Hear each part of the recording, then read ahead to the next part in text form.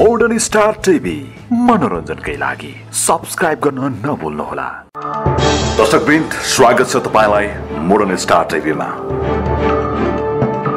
केही दिनदेखि सामाजिक सञ्जालमा भाइरल बनेकी सीमा सुवेदी श्रेष्ठ भारतीय मूलकी नेपाली भाषी हुन्।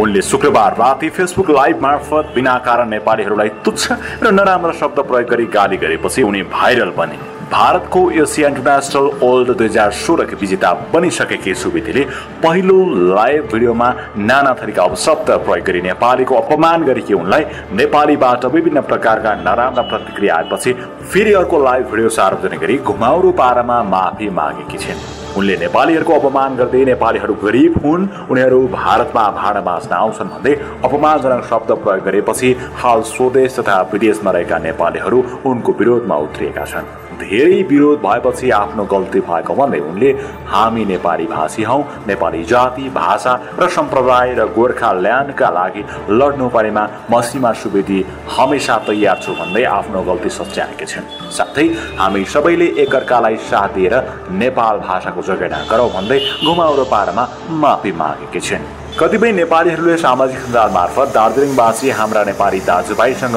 जुदाउन खोजेको भन्दै आलोचना गरेका छन्। उनले गोर्खा भारतको हिस्सा भएको भनेपछि सबैले उनलाई नेपालको इतिहास पढ्न र वास्तविक गोर्खाली को हो जान्नका लागि समेत आग्रह गरेका छन्।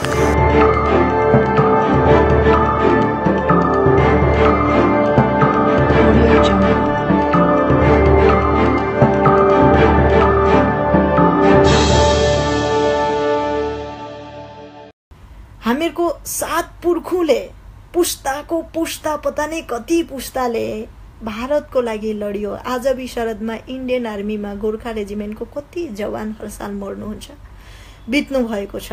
उहाँहरूले आफ्नो प्राणको बलिदान दिनुभएको छ। र आज के लाग्छ हजुरहरूलाई, के हामीहरूले यदि गोर्खाल्यान्ड पायौँ भने मेरो मते उहाँहरूको जुन चाहिँ त्याग हो, जुन चाहिँ बलिदान हो, त्यसलाई अलिकति इज्जत हुन्छ।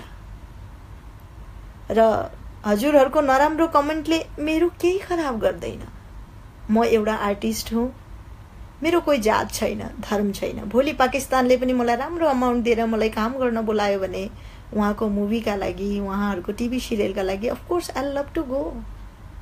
के और दोस्रो कुरो, भारत और नेपाल कहीं साल अगाडि एउटै थियो र आज यदि हामीहरूले नेपाल भारत भनेर लडाई गर्यौं भने हामीहरूको मूर्खामी हुन्छ। अरु यसले फाइदा चाहिँ कोही तीसरो मान्छेलाई नै हुन्छ। फेरि हेर्नु होला। र जे होस्, आफ्नो बीचमा लडाई झगडा त त्यस्तै हो। खुन त नेपाली नै हो, खुन त गोर्खाकै हो। र जवान खुन अलिकति एग्रेसिभ भी हुन्छ, राम्रो भी हो। लेकिन आज फेरि म सीमा सुवेदी यस कुराको प्रतिश्रुति दिन्छु, म समग्र नेपाली जाति, समग्र नेपाली भाषी र समग्र गोर्खालाई जे आज मात्रै होइन, इन फ्युचर कहिले पनि गोर्खा जातिको मान, स्वाभिमान र प्रतिष्ठामा कसैले पनि केही पनि उंगली उठायो र गोर्खा जातिको, नेपाली भाषाको मान सम्मानको लागि कहिल्यै पनि मलाई लाग्यो जे मेरो यहाँ बोल्न जरुरत छ। सीमा सुवेदी चाहे जहीँको होस्, त्यसको लागि हमेशा खडा हुन्छ।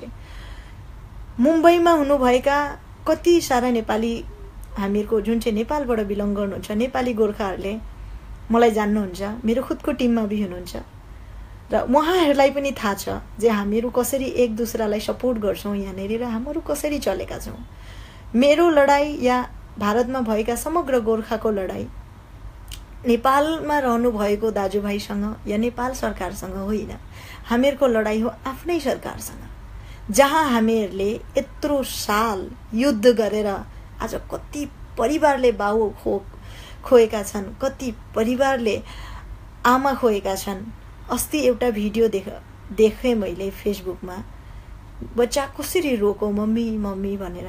एउटा नारी भएकोमा मलाई यस्तो खराब लाग्यो त्यो बच्चाको आँसु देखेर। जसरी पुलिसले त्यो लेडीहरूलाई कुट्यो, जसरी उनीहरूमाथि प्रहार गर्यो, उनीहरूको केही राइट्स थिएन, लेकिन फेरि भी त्यो पुलिसहरूले प्रहार गर्यो। किन?